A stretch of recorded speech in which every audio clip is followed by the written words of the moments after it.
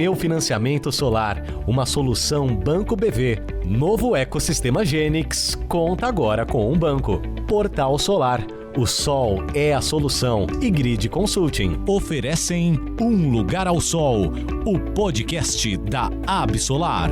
Olá, está começando o podcast Um Lugar ao Sol. O nosso bate-papo de hoje vai falar da volta da lei da geração distribuída. E eu já adianto que tem um futuro com muito sol aqui. Energia solar é o futuro, é o presente, e hoje nós vamos ajudar a descomplicar a sua cabeça com relação às novas regras que estão em vigor.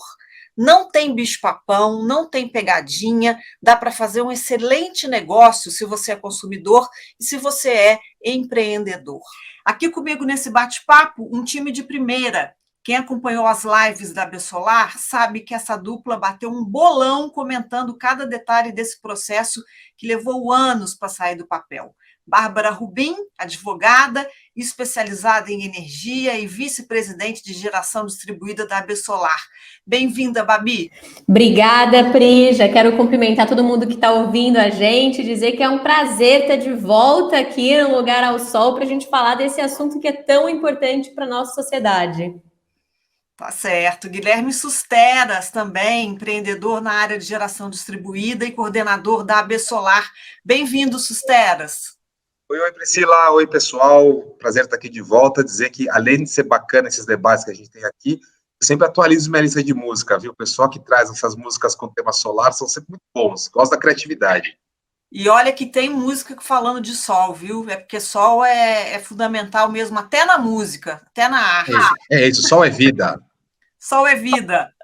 E aqui conosco também o coordenador de produção agrícola da CNA, a Confederação Nacional da Agricultura e Pecuária do Brasil, Maciel Silva.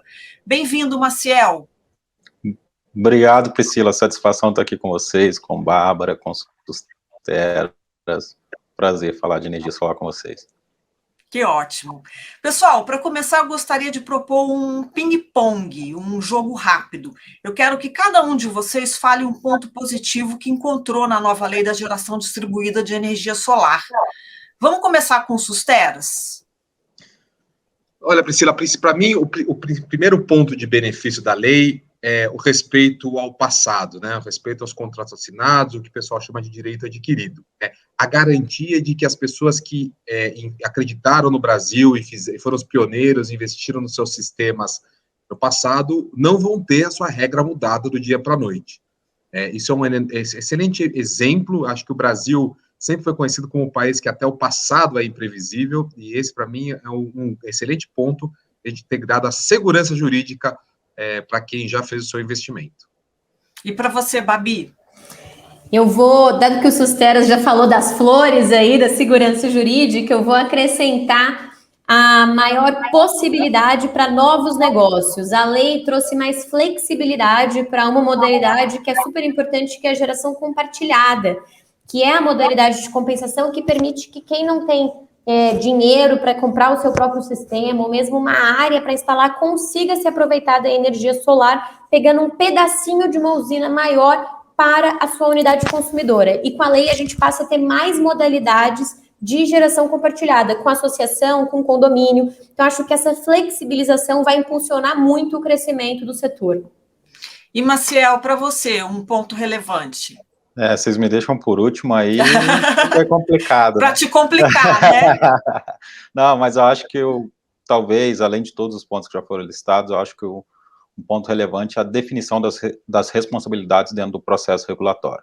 Ficou muito claro o que é o papel do CNPE, do Conselho Nacional de Política Energética, o que é o papel da ANEEL, o que é o papel das distribuidoras, o que é o papel de todo mundo dentro do processo regulatório. Eu acho que isso aí, associado à segurança jurídica, ao processo de transição, vem aí para enrobustecer o processo regulatório. Que bom. Bom, só isso já deu um ânimo maior aqui, além da definição do marco legal com a Lei 14.300, que aconteceu em janeiro.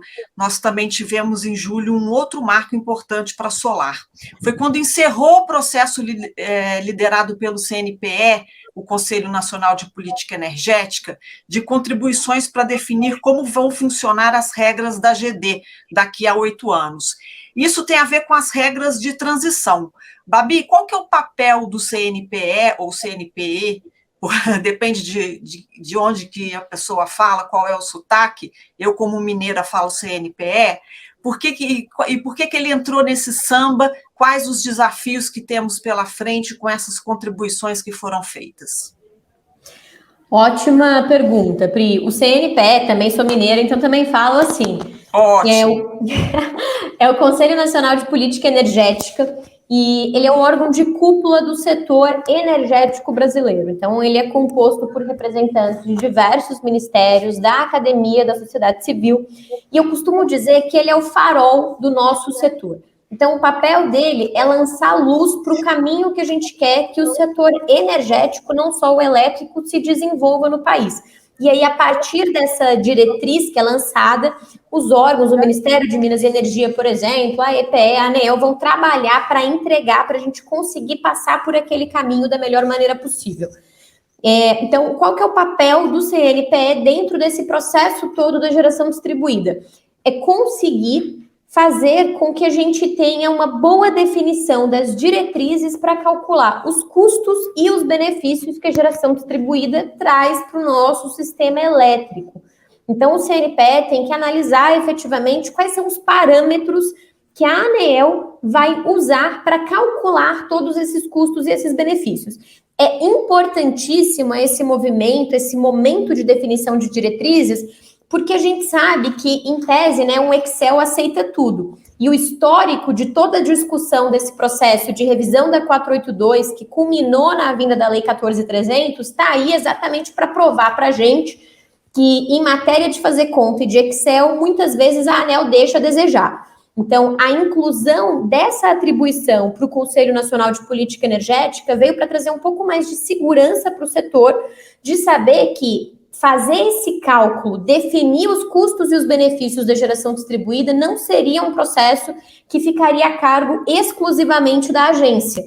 É um processo que passaria por um órgão muito mais amplo, do qual participam ministérios extremamente relevantes para o país e também a sociedade civil. Então, o papel disso é trazer diretrizes que permitam que essa conta seja feita de maneira justa, de maneira equilibrada, de maneira transparente, com a participação de todos os segmentos da sociedade, para que a gente consiga, então, ter uma execução que seja a melhor possível pela ANEEL, trazendo mais segurança para o setor. Susteras, você quer acrescentar alguma coisa? O grande benefício de trazer o CNPE, e eu sou paulista, mas eu falo CNPE também. Estava esperando para ver como é que você ia falar. Foi trazer um dos grandes desafios que a gente teve nesse processo todo da revisão da resolução, né, da famosa revisão da 482, foi que o debate que deveria ser técnico, ele ficou muito enviesado na proteção do modelo de negócio e da receita das distribuidoras de energia. E quando a gente traz o CNPE, a gente traz um órgão muito mais estratégico, né? O que é importante lembrar é que a definição das regras de geração própria de energia, elas afetam para muito além do setor elétrico brasileiro. Então, esse é um assunto que afeta tanto a sociedade positivamente, né, que é o resultado que a gente tem alcançado até o momento, que é importante que ministérios como o Ministério da Infraestrutura, da Agricultura, Ciência e Tecnologia, Meio Ambiente, também possam participar do debate de forma também técnica, mas com uma visão muito mais holística. Não é à toa que os consumidores de energia que já tiveram a oportunidade de investir em seus próprios sistemas, mas também aqueles que ainda não investiram e pretendem ter a opção de investir no futuro, se associaram nesse debate do lado da AB Solar para contribuir com esse processo. A gente teve mais de 30 associações participando, assinando junto com a AB Solar as nossas contribuições, e acho que o custo da energia, que ela é bastante significativo para todos nós, especialmente para o setor produtivo, especialmente também aqui para o agronegócio, é importante também ouvir um pouco o Maciel sobre a visão da CNA, a geração própria de energia talvez seja a melhor, se não a única, mas seguramente a melhor forma de se controlar o custo da energia para esses outros setores da economia. Por isso que é importante que outros ministérios da sociedade possam, sim, se envolver nesse debate e trazer suas visões para tirar um pouco dessa visão enviesada exclusiva do setor elétrico. Então, vamos aproveitar o Maciel. Queria saber de você, Maciel, como é que o agro enxerga esses desafios que temos e como é que o setor pode ajudar a manter o crescimento da energia solar no país, na sua opinião? Então, o setor agropecuário, ele é ávido por tecnologia, eu acho que isso aí fica muito claro no desenvolvimento e evolução que ocorreu no setor aí nos últimos anos. E a energia solar, a geração própria, ela vem com uma alternativa bastante expressiva no que o Susteras pontuou em relação à redução do custo, ao aumento da eficiência de produção. A gente costuma brincar que a energia mais barata é aquela que você não usa, né? Então, assim, se for eficiente ao ponto de não precisar utilizar, ótimo, mas tem muitas atividades que é inevitável que a gente tenha que utilizar. O caso da irrigação, tem o caso da avicultura, suinocultura integrada, que tem uma demanda muito grande por energia. Então, quais são os pontos positivos que a gente vê da geração própria e que o marco regulatório, com todos aqueles ganhos que a gente acabou de pontuar no início, ele traz para o setor, ele vem muito relacionado à previsibilidade de custo. Então, a gente está numa atividade que a gente precisa ter uma previsibilidade de custo, que, de certa forma, ele vai refletir para os alimentos, aos consumidores, a redução desse custo propriamente dito, mas muito além do que isso, a melhoria da qualidade dessa energia. O setor agropecuário, se a gente compara os indicadores aí de qualidade de energia, de duração de interrupções, de frequência de interrupções, ele está 2 vezes pior do que acontece no setor urbano. Então, é um grande potencial para nós, se tratando do CNPE, que eu também sou mineiro,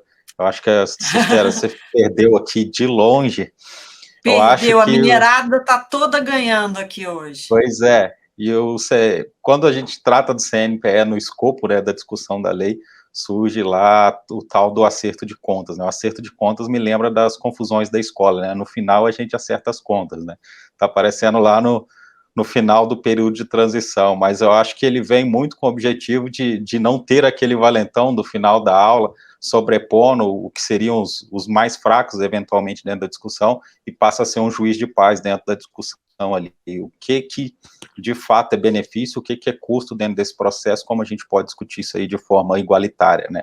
Então, eu acho que ele exerce muito esse papel aí, no final das contas, e precisa, de fato, de uma participação ativa do Ministério da Agricultura. A gente tem desenvolvido conversa com eles a título de contribuir com essas discussões. O Ministério do Desenvolvimento Regional também tem um papel muito relevante, principalmente no que se refere à irrigação. Tá certo. Gente, agora eu vou chamar um break rapidinho, mas a gente volta já já. Conheça Meu Financiamento Solar, solução digital do Banco BV para financiamento de energia solar. Atendimento personalizado e praticidade para a sua empresa. Aumente suas vendas financiando seus clientes. Acesse meufinanciamentosolar.com.br. A Genix oferece tudo o que o integrador precisa. No ecossistema Genix, você encontra programas de parceria e capacitação e pode contar com o Banco Genix, o banco digital do integrador solar, além da melhor plataforma para comercialização de kits fotovoltaicos. Já pensou economizar até 95% na conta de luz? O Portal Solar oferece a solução completa para te ajudar a gerar a sua própria energia. Portal Solar é a marca líder em energia solar. Para saber mais, acesse www.portalsolar.com.br. Um Lugar ao Sol, o podcast da Absolar.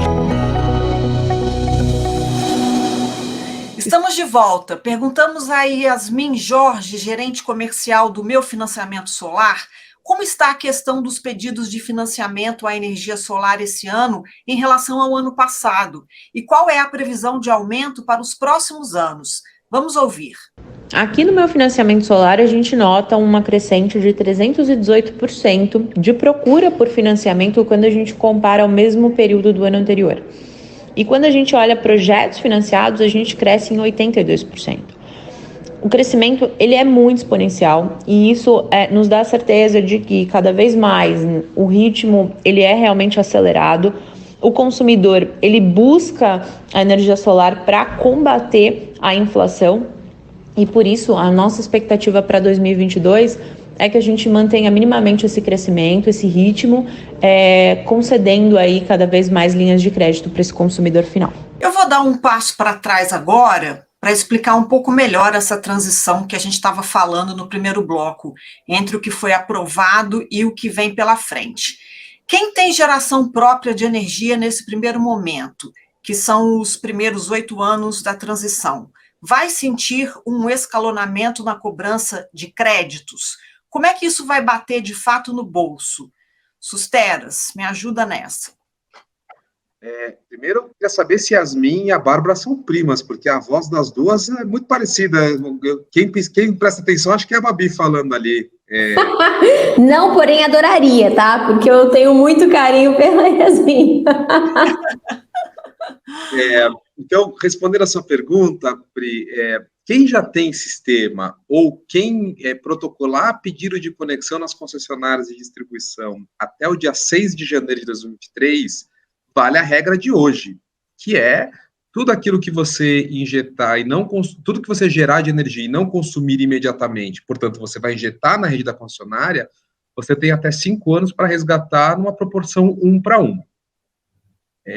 Quem pedir as conexões de sistemas a partir do dia 7 de janeiro de 2023 entra na regra de transição, em que você, quando você gera a sua energia e injeta na rede, quando você for resgatá-la de volta, você não vai mais receber integralmente a energia que você recebeu. Quer dizer, você vai receber, a energia que você receber, ela não vai abater integralmente a sua tarifa, ela vai abater só parcela da sua tarifa, até chegar então, um pouquinho por ano você vai perdendo, e depois, a partir de 2029, você vai deixar de receber da energia que você recebe a parcela em relação à remuneração da rede da concessionária, a famosa TUS de fio B, que na média do Brasil dá por volta de 27%.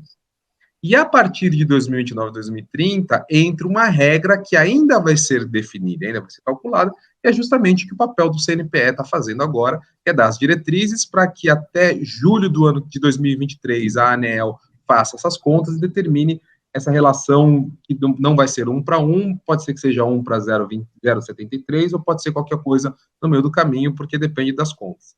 Importante dizer que seja lá qual for o número definitivo a ser calculado pela ANEEL, nós da Absolar estamos trabalhando muito próximos, tanto à ANEEL quanto ao CNPE, para garantir que essa conta seja uma conta justa, seja uma conta que garanta a continuidade da atratividade do segmento solar fotovoltaico, ao mesmo tempo que remunere justamente as redes das distribuidoras, né? A gente na Absolar não quer pagar nem a mais e nem a menos do que é devido.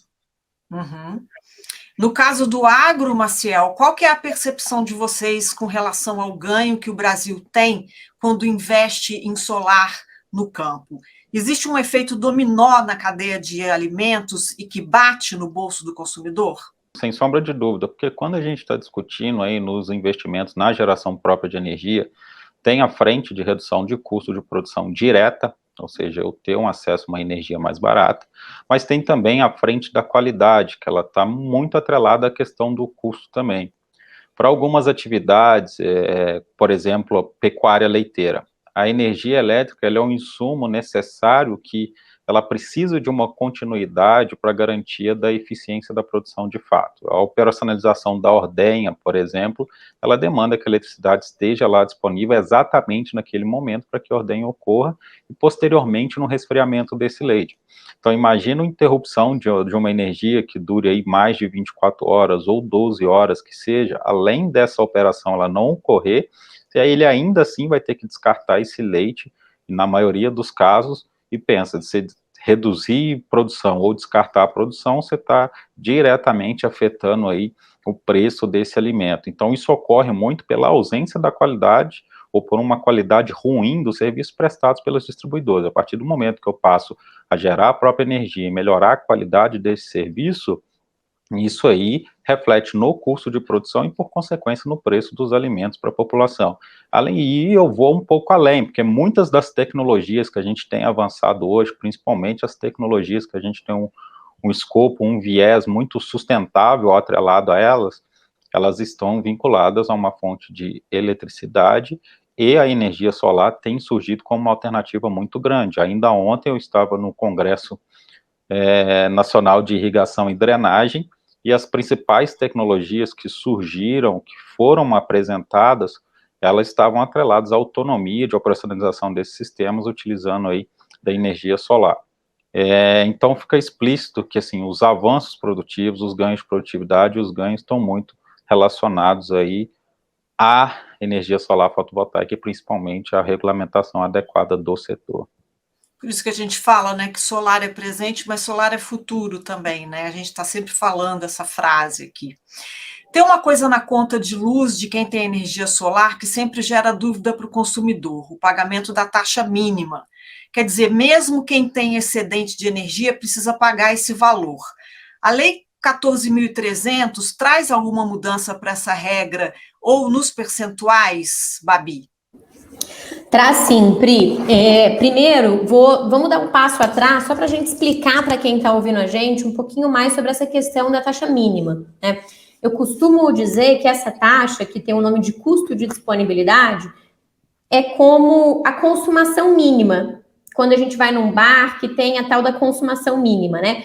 É o valor mínimo que você precisa consumir estando naquele local. Se você consumir mais do que essa consumação mínima, você vai pagar o valor da sua conta. Se você consumir menos, você vai pagar o valor da consumação mínima. A gente tem isso também na nossa conta de luz, que é essa tal de taxa mínima ou custo de disponibilidade. E é um valor que a gente tem na conta para ajudar a custear a existência e a disponibilidade do sistema para nos atender. Então, mesmo que você passe um mês inteiro viajando de férias, a rede de distribuição, as geradoras, as transmissoras, elas estavam disponíveis para atender a sua casa, para atender o seu comércio ou a sua fazenda. Por isso que a gente tem esse custo. Quando o consumidor gera a própria energia, ele continua pagando essa taxa mínima. E aí, a grande polêmica que a gente tem quando a gente mistura esse assunto junto com o assunto da geração distribuída é porque hoje o consumidor que gera a própria energia, ele paga essa taxa mínima 2 vezes, porque o valor referente a ela, que é um valor em quilowatt-hora, que é convertido em reais e varia de acordo com a quantidade de fases que aquela unidade consumidora é atendida. Então, se a gente pegar a nossa conta de luz, por exemplo, a gente vai ter a informação no cabeçalho, geralmente, falando se a gente é uma unidade consumidora monofásica, e aí a nossa taxa mínima é de 30 kWh, bifásica, 50 kWh, ou trifásica, 100 kWh. Então, é como se fosse o parâmetro que é usado para esse custo mínimo que tem que ser pago. Então, esse consumidor que gera a própria energia hoje, vamos supor que ele é uma unidade consumidora trifásica e teve um consumo de 1.000 kWh. E aí, naquele mês, ele gerou 1.000 kWh também. Ele vai consumir 100% dos créditos dele, então os 1.000 kWh de geração, e ele ainda vai pagar mais 100 de custo de disponibilidade. Então, o sentimento que esse consumidor fica, não é que ele consumiu 1.000, é que ele consumiu 1.100, porque ele pagou 1.000 com crédito e depois pagou mais 100. Então, isso gera muita dúvida e também uma certa indignação no consumidor, né? Porque fica realmente esse sentimento de pagamento em duplicidade. A Lei 14.300 altera essa regra. Então, o que ela traz? Que para esse consumidor, a compensação vai ter que respeitar o limite que não invadir o custo de disponibilidade.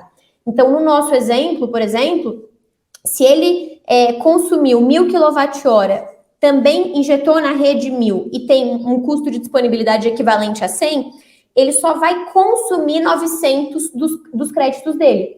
E aí, os 100 que ele não consumiu, né, dos créditos, ele vai guardar para o mês seguinte e vai sobrar 100 na conta de luz dele também, porque o consumo dele tinha sido de 1.000 para pagar a título de custo de disponibilidade. Então, parece justo isso. Exatamente, a regra mais justa é uma demanda antiga do setor, sabe, Pri? E acho que uma grande vantagem também que a gente trouxe para a 14.300, até o Susteras pode falar um pouco sobre isso, porque acho que é muito dia a dia dele, porque o fato da gente ter esse pagamento em duplicidade também afasta muitos consumidores da possibilidade de gerar a própria energia. Quer complementar, Susteras?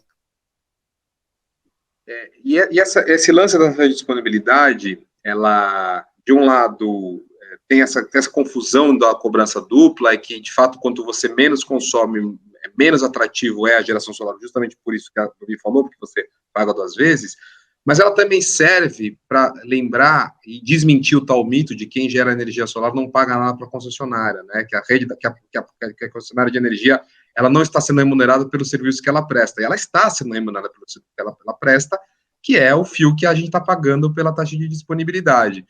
Então, ela mata esse mito de uma vez por todas de que quem gera energia não paga nada pela rede. E mais ainda, no caso da modalidade da geração remota, da geração compartilhada, que a Babi comentou quando ela estava falando sobre os benefícios da lei, as usinas pagam uma tarifaça para a concessionária, que é a tarifa de uso e distribuição, como se fosse consumidor, que é o maior custo de uma usina. Então, pagam um montão de dinheiro para as distribuidoras para remunerar o fio que vai levar a energia da usina para o consumidor final.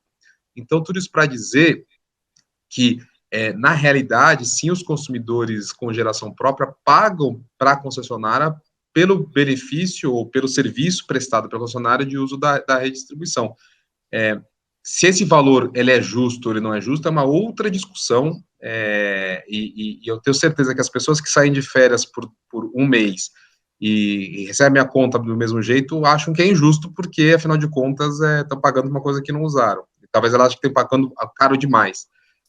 Mas o fato é que essa é uma desses detalhezinhos que podem deixar o mercado mais complexo, mas que eu acho que é mais um desses pequenos nós que a lei ajudou a desatar, tornando a coisa, como você disse, Pri, mais justa. Bom, existe uma forma de contabilizar o retorno do investimento na solar que o empreendedor usa muito, que é o payback. É o tempo de retorno do investimento, e essa medida é usada nas vendas, nos projetos, na hora de falar com o consumidor. Maciel, você tem ideia de quanto tem sido o tempo médio de payback no campo? Vixe, Priscila, é uma conta complexa que ela depende bastante de porte, né? Até no início da discussão, a gente trabalhava com horizonte aí, né, Sustera, de 25 anos. Só que quando a gente começou a discutir dentro do agro, por que ele fica ainda mais complexo? Porque a gente tem uma série de atividades agropecuárias e os ganhos, eles vão além do projeto e da redução da conta de energia elétrica por si só. Que no agro ele está muito atrelado ao fornecimento de outras tecnologias, a ganhos de produtividade, a ganhos de desempenho da atividade agropecuária em si, que às vezes eles não são contabilizados dentro do projeto. Então pode ser que tenha uma redução desse período de payback. Mas tem um ponto que eu gostaria de pontuar, que às vezes no setor agropecuário, na interpretação da lei, ainda tem gerado muita confusão em relação ao período de transição. Às vezes são vinculadas informações em relação aos percentuais, e há uma falsa impressão de que só pelo fato de estar gerando, aquele percentual vai ser cobrado na totalidade das tarifas não vinculadas ao custo, o que não é verdade, que o Susteras até pontuou. Ele é um percentual em cima daqueles 28%, na média, que pode variar aí de região para região, e vai ter aquele escalonamento. E às vezes o pessoal tem tido uma certa descrença com a publicação da lei, surgiu um susto, um soluço de desestímulo. A gente tem trabalhado muito no fornecimento de informações para justificar os pontos e os outros ganhos que vieram. Obviamente, a gente queria que ficasse a regra que está hoje, ainda assim com a segurança jurídica, mas negociação, em algum momento você vai ter que perder, ou outro você vai ter que ganhar. Mas, Priscila, mas sendo bem sucinto, independente da atividade, independente do porte, tem justificado os investimentos. Isso aí tem ficado muito claro nos números. Lá em 2013, a gente via 3 unidades com geração distribuída entrando no setor agropecuário. Agora a gente está com mais de 36 mil em 2021, passando de 22 mil já em 2022, a gente está totalizando aí mais de 84 mil unidades geradoras só no setor agropecuário, em torno de 1,6 gigas só dentro do setor agropecuário. Então, assim, independente da matemática, está claro pelo desempenho que sim tem sido atrativo, e as pessoas têm compreendido isso. E nessa questão da transição, Babi e Susteras, com a regra nova, onde teremos essa transição no abatimento dos créditos, como é que fica o payback? Vocês têm alguma ideia? A gente fez uma série de análises, tá, Pri, até aqui na consultoria, para responder essa pergunta, e eu acho que a primeira coisa que quem está ouvindo a gente precisa ter em mente é que Como nessa transição o consumidor começa a remunerar um pedaço da rede por tudo que ele injeta na rede de distribuição, e esse pedaço pode variar dependendo da característica da usina que está abastecendo ele, responder essa pergunta envolve diversos cenários. Envolve também dizer, por exemplo, que um consumidor que tem mais simultaneidade, ou seja, que tem um percentual maior da geração dele sendo consumida instantaneamente naquela unidade consumidora, vai ser bem menos impactado do que um consumidor, por exemplo, que tem uma usina que está 100% remota. Então, eu instalo uma usina numa área que eu tenho que não tem carga nenhuma, que eu não vou usar, e toda a minha produção vai ir para a rede da distribuidora para eu usar, por exemplo, no meu apartamento aqui em São Paulo. Então, a gente tem esses cenários que precisam ser considerados. Além disso, a gente tem uma outra variável que também precisa ser considerada, que é a localidade. Porque a lei trouxe percentuais do FIU-B. O que é o FIU-B? É a componente tarifária que remunera as distribuidoras de energia. Dependendo da característica da área de concessão da distribuidora, esse FIU-B pode ser maior ou pode ser menor. Então, a gente tem áreas, por exemplo, como o próprio São Paulo capital, que é da área de concessão, né, da Enel São Paulo, que o FIU-B corresponde a mais ou menos 25% da tarifa. A gente tem áreas de concessão, por exemplo, da Coelba, na Bahia, que o FIU-B corresponde a mais de 40% da tarifa, porque é uma característica daquela região, uma região muito grande, uma região que tem baixo adensamento demográfico, então tudo isso impacta nessa resposta. Mas eu acho que a notícia que a gente pode dar, e até para tranquilizar quem está ouvindo, porque eu vejo que essa é uma dúvida muito comum, é que nas análises que a gente fez, por exemplo, considerando um consumidor comercial, um consumidor residencial, que é 90% de todo mundo que usa GD hoje, está instalando nas suas próprias residências, ou nos seus próprios comércios, ou nas suas próprias fazendas, a gente não viu um aumento de payback em mais de 6 meses. Então, vamos supor que hoje o payback fica na casa de 5 anos, a gente viu aí numa média um payback que vai passar a ser aí para 5 anos e meio, por exemplo. E algumas áreas de concessão a gente nem sente esse aumento, né? Por causa dessa melhora, por exemplo, que a gente tinha comentado antes no custo de disponibilidade. Então, varia muito de área para área. Numa média nacional, um dos piores casos ficou aí na casa de 6 meses de payback a mais do que a gente tem hoje. Eu costumo dizer, e aí quero ouvir o Susteras também, que o pessoal está com muito receio dessa mudança, dessa transição. Mas meu sentimento é que as variações que a gente tem de dólar, por exemplo, impactam muito mais o payback do sistema do que essa questão da regra de transição que a gente vai ter. O que você acha, Susteras? Eu concordo, Babi. Na verdade, essa é uma dessas perguntas que a gente costuma ouvir, e eu costumo brincar, né, quando alguém pergunta quanto custa um sistema solar ou quanto de payback do sistema solar, a resposta que eu faço para você é quanto custa uma passagem de avião? Quanto tempo demora a viagem de um avião? Bom, depende. Para o Rio de Janeiro demora 40 minutos, para Manaus demora 3 horas. Então, quanto tempo de payback? Depende. Na CEMIG demora 4 anos e na Enel São Paulo demora 5, né? Então, é muito difícil, de fato, dar uma resposta única. O que eu concordo plenamente com a Babi é que outras variáveis muito mais relevantes afetam muito mais o payback dos sistemas do que essa regra de transição até 2029. A Babi falou um deles, que é o câmbio. A outra, por exemplo, é bandeira tarifária.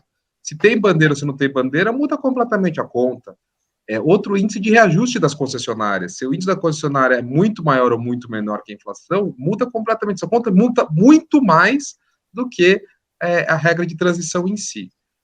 O que é muito diferente falar da regra definitiva a partir de 2029, porque a gente ainda não sabe qual vai ser essa regra. Então, se essa regra for, vamos dar um exemplo, se a regra for manter 100% do FIU-B, que é o último estágio da regra de transição, a resposta como bem disse a Babi, é marginal o efeito, porque até lá o custo da tecnologia vai ter caído, o câmbio vai ter variado, a inflação vai ter variado, etc, etc. Agora, se vier uma tarifação do mesmo nível que a ANEEL tinha proposto lá em 2019, né, a tal da alternativa 5, para muita gente não vai existir payback. Simplesmente vai ter lugar do Brasil que ninguém mais vai pôr sistema solar, porque a coisa vai ficar inviável. Então, acho que o ponto de atenção agora é muito mais aqui nosso em trabalhar junto ao CNPE, junto à ANEEL, para garantir que a regra a partir de 2029 seja uma regra justa, enquanto isso, para os consumidores que querem investir, a resposta é: podem investir tranquilamente, que até chegar a regra nova, o seu sistema já vai ter se pagado. Então, você, por enquanto, não precisa se preocupar com isso. Beleza. Agora vamos falar, então, de futuro um pouco mais distante. Chegou 2030, e agora? Eu quero voltar para o ping-pong lá de cima. O que fica de alerta e de ponto de ação para a geração distribuída para mantermos a Solar crescendo, tendo em vista o acerto de contas? Quem quer começar? Maciel, começa agora você, para você não ficar por último. Vamos lá, o tal do acerto de contas, né? Terminou a aula, vamos ver o que vai dar essa confusão. Na verdade, o que a gente espera é que não seja uma confusão, né? Eu acho que durante esse processo de construção, a gente aprendeu muita coisa aí, e teve muitas discussões, muita matemática envolvida. Eu acho que o que precisa ter dentro desse processo, acho que uma palavra é justiça. Então, assim, o que for benefício precisa ser considerado, o que for custo precisa ser considerado, mas respeitando o que é realidade de fato e não interesses. Então, eu acho que o valentão precisa ter a mãozinha lá segurando ele um pouquinho, o outro que está correndo da discussão volta aqui, vamos sentar, vamos ver como vai ficar o jogo, mas eu acho que o mais relevante ali é ter clareza, transparência e um trilho do trem muito definido para esse trem só ir para frente e para trás. Ele não pode fazer curva ou descarrilhar ali dentro do processo. Eu acho que isso precisa ficar muito bem definido. E para você, Babi? Eu acho que o ponto de atenção que eu colocaria, puxando a sardinha um pouco para o meu lado, né? Eu sou advogada aqui, é para os integradores que vão fechar negócio no ano que vem e cujos projetos vão, né, entrar aí, vão ser impactados por essa mudança pós-2030, para eles se atentarem a uma transparência na informação com o consumidor final, a explicar para o consumidor todo esse cenário que a gente está passando, que ainda não é certo, mas também para eles se atentarem em deixar tudo isso muito bem amarrado com esse consumidor e muito bem registrado em contrato, porque é uma venda de longo prazo, é uma relação de longo prazo que a gente está construindo, e eu acho que a pior coisa que poderia acontecer é o consumidor ser pego duplamente de surpresa. A primeira surpresa da gente, de fato, não saber ainda qual vai ser essa regra, como o Susteras e o Maciel comentaram, e isso é uma coisa que nós estamos sujeitos, né? Mas a segunda surpresa é o consumidor nem saber que a regra vai mudar. E aí eu acho que, de fato, é um trabalho que todos nós temos feito, mas que, sobretudo, o integrador que vai estar em contato com esse consumidor precisa se atentar também. Susteras, quer complementar? Eu acho que já é ficar de olho nos passos que estão sendo tomados pelas pessoas que são responsáveis pelas tomadas de decisão, né? Esse é um processo técnico, mas com uma boa dose de visão estratégica de país e, portanto, é um processo político, mas político pela visão positiva, é uma política de país, né? Uma política de futuro. Então, é importante que as pessoas se mantenham ligadas nas mensagens que nós da ABSolar estamos passando para vocês, quais são as contas, quais são as ações, para nos ajudar a fazer as cobranças às pessoas certas, os seus deputados, os seus representantes, os órgãos de defesa do consumidor, a própria agência reguladora, participarem das audiências públicas e consultas públicas, porque esta é a hora da gente influenciar positivamente o processo em busca da justiça que o Maciel falou, para ter a segurança jurídica que a Babi falou. Então, nós, obviamente, estamos fazendo um trabalho com bastante foco técnico, tivemos a contratação de uma consultoria muito, muito bem preparada, que é a Volt Robotics, já fez algumas análises, já fez algumas simulações e continuamos trabalhando nesse assunto. Então, vamos trabalhar incansavelmente até que essas regras sejam definidas de forma justa e coerente, e a gente pede o apoio de todo mundo que está ouvindo, que acompanhe muito de perto esse processo e ajude a cobrar as pessoas certas nas horas certas. Nós temos um site chamado Fazendo a Conta Certa, depois a gente pode, é importante as pessoas entrarem no site da ABSolar, peguem o link, peguem os vídeos, peguem todos os estudos para acompanharem o avanço dos nossos trabalhos. Porque a gente está, como disse a Babi, a gente está sendo transparente da mesma forma que a gente sugere que os integradores sejam transparentes com seus clientes, a gente está sendo transparente no processo que a gente está adotando e espera que tanto o CNPE quanto depois a ANEEL também sejam transparentes nesse processo para garantir essa justiça e a sustentabilidade do setor. E outra maneira de se manter informado é acompanhar aqui o nosso podcast, que hoje, infelizmente, já está terminando. Eu quero agradecer a presença de todos vocês aqui. Muito obrigada, Maciel. Priscila, eu que agradeço o convite e estamos sempre à disposição. Obrigada, Susteras, mais uma vez. Valeu, Pri, um prazer. Próxima vez eu quero ver você entrando cantando, em vez da gente entrar com música em playback, hein? Eu fico dançando aqui, que vocês não veem. Enquanto tá a vinhetinha, eu fico dançando. Babi, muito obrigada mais uma vez pela sua presença. Obrigada, Pri. Eu quero dizer que eu apoio o pleito do Susteras. Vamos já lançar essa campanha aí para o próximo episódio do podcast e a gente já ter essa novidade. Tá certo, gente. Um abraço. Um Lugar ao Sol, o podcast da AB Solar. Oferecimento Meu Financiamento Solar, uma solução Banco BV. Portal Solar, o sol é a solução. Vamos agradecer também às empresas Genix e Grid Consulting.